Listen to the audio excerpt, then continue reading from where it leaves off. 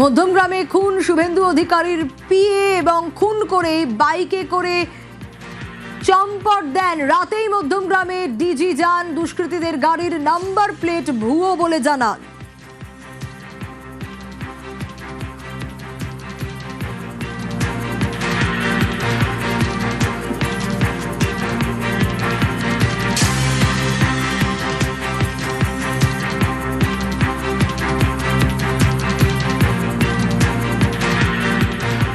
যেটা দেখে মনে হচ্ছে যে যে ওই গাড়ির নাম্বার প্লেটটা টেম্পার করা হয়েছে, সেই শিলিগুড়িতে গাড়ি একটা রেজিস্টার্ড, সেইটা নাম্বার প্লেট এখানে ব্যবহার করা হয়েছে, কিন্তু এটা ফেক নাম্বার প্লেট। আমরা যে ফায়ার্ড কার্টেজ আছে কিংবা লাইভ রাউন্ড ওগুলো পেয়েছি, বাদ বাকি জিনিসটা আমরা আই উইটনেস সব কিছু দেখে আমরা ইনভেস্টিগেশন মধ্যে এগোচ্ছি। এবং এই যে গাড়ির নাম্বার প্লেট, এই নাম্বার প্লেট নাকি ভুয়ো। আমরা শুনলাম ডিজির বক্তব্য, জানার চেষ্টা করি পুলিশি তদন্তে ঠিক কি উঠে আসছে। জিয়াউল রয়েছে আমার সঙ্গে। জিয়াউল, এখনো পর্যন্ত পুলিশি তদন্তে কি উঠে আসছে? কারণ ডিজি সিদ্ধিনাথ গুপ্তা, তার বক্তব্য আমরা শুনছিলাম এই নাম্বার প্লেট ভুয়ো।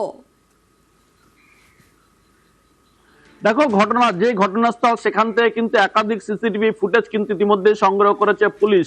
কিন্তু তারা যে অর্থাৎ এই সাদা গাড়িটি ফেলে তারা বাইকে করে চম্পট দেয়, মুখে তাদের কালো কাপড় ছিল, মাথায় হেলমেট ছিল, ফলে তারা কিন্তু একেবারে মধ্যমগ্রাম দোহারিয়া হয়ে মধ্যমগ্রাম চৌমাথার দিকে তারা কিন্তু এই আওতায় চলে যায়। এখনো পর্যন্ত কোনো দুষ্কৃতীকে কিন্তু চিহ্নিত করা যায়নি, অর্থাৎ এই দুষ্কৃতীরা যে অনেক আগে থেকেই সেখানে বসেছিল এবং ছিল এবং একাধিকবার তারা রেকি করেছে, ফলে একেবারে 10টা-20 নাগাদ যখন তার গাড়িতে আসে এবং পরপর গুলি চালায় এবং মৃত্যু নিশ্চিত করার পরই তারা কিন্তু সেখান থেকে বাইক নিয়ে চম্পট দেয়। ফলে সেই সমস্ত সিসিটিভি ফুটেজ ইতিমধ্যে কিন্তু পুলিশ সংগ্রহ করেছে। কিন্তু সেই সিসিটিভি ফুটেজ সংগ্রহ করার পরে কেন দীর্ঘ সময় অতিক্রান্ত, এখনো পর্যন্ত কেন গ্রেপ্তার নয় দুষ্কৃতীরা, এই প্রশ্ন তুলছে বিজেপি কর্মী সমর্থকরা। তারা দফায় দফায় বিক্ষোভ দেখে হাসপাতালের সামনে, কেন দীর্ঘ সময় পেরিয়ে গেলেও এখনো পর্যন্ত কোনো দুষ্কৃতী গ্রেপ্তার করা যায়নি। এই একেবারে জিয়াউল সঙ্গে থাকো, ফিরবো আবারও তোমার কাছে। রাতেই ভুয়ো নাম্বার প্লেট সহ গাড়ি আটক করে পুলিশ এবং ফরেনসিক পরীক্ষাও করা হয়।